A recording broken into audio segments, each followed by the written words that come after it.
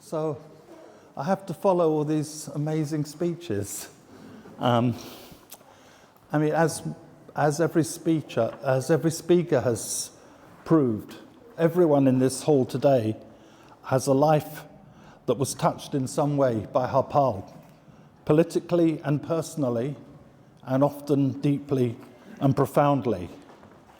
And as someone who knew Harpal for more than half a century, for all my adult life, plus a bit, as a friend and as a comrade, I want to make a couple of points. Now, Marx famously said that men make their own history, but they do not make it as they please. They do not make it under circumstances chosen by themselves. And that was, of course, as true of Harpal as it is of anyone else. Harpal's political activity, and Kathy's just shed some light in that in particular, but Harpal's political activity was forged in circumstances where to defend the fundamental principles of Marxism-Leninism against modern revisionism, Trotskyism, and social democracy, to defend the monumental achievements of socialism in the USSR, particularly in the period of J.V. Stalin's leadership, to consistently oppose imperialism and support in word and deed the national liberation struggles in Asia, Africa, and Latin America, as well as that of the Irish people, to support and defend Socialist China, the achievements of the Chinese Revolution and the teachings of Mao Zedong, and to support a socialist country like the DPRK. Well, one of them, let alone all of them, could condemn you to working with a group of close comrades numbered in just about single figures for fairly protracted periods. As Harpal liked to remark, with what might be described as bitter humour, it was his misfortune to live in a period where renegacy had become the fashion. But whilst he rightly cherished and held dear his closest comrades, he was never satisfied with this situation.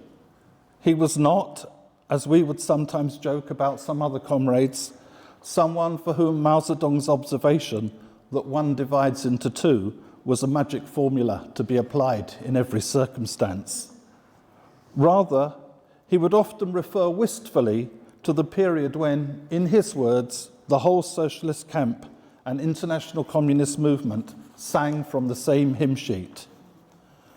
But neither was he content to leave matters at the level of sentiment and nostalgia. Whatever means or opportunity he could identify to reach out, to unite advanced theory with the mass movement, he took them. So many of you here will have countless examples of your own to bear this out, and of course we've heard some of them this afternoon. I just want to mention two that always stay in my mind as highlights of what building a proletarian movement and a proletarian culture in this country entails.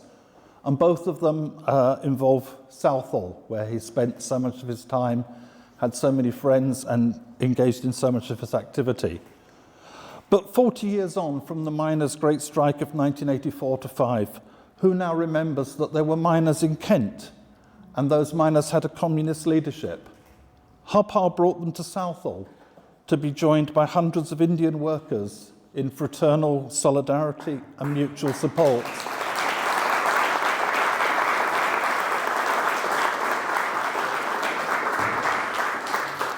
Just as he brought Gerry Adams, not at a time when the great and the good had to at least pretend to be his friend, but at a time when his voice could not even be broadcast in this country.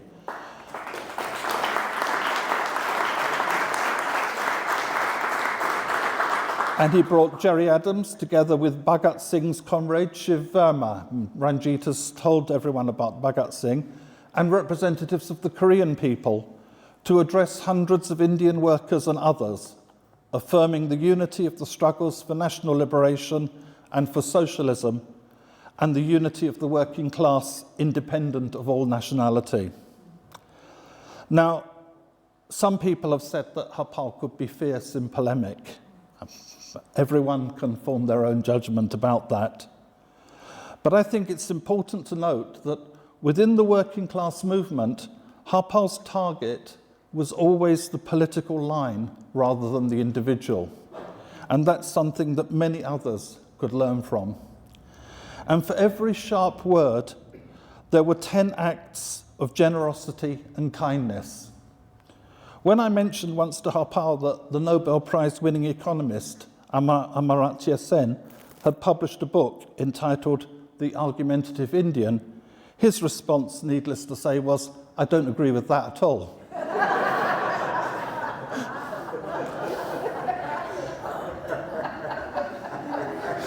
Harpal, like everyone else in this hall today, and countless others across the 5 continents and the 4 seas, I'm really going to miss you. Who will I find to argue with now? At least not over such good wine and excellent curry, and with such good humour and great knowledge. You touched the lives of so many people, I'm sure many more than you would have ever imagined yourself. Your work will live on, as above all, as Ranjit also drew attention to earlier, as above all will the finest cause in the world, the one to which you devoted all your life and all your strength, the fight for the liberation of humanity. Thank you for everything, Harpal. Thank you.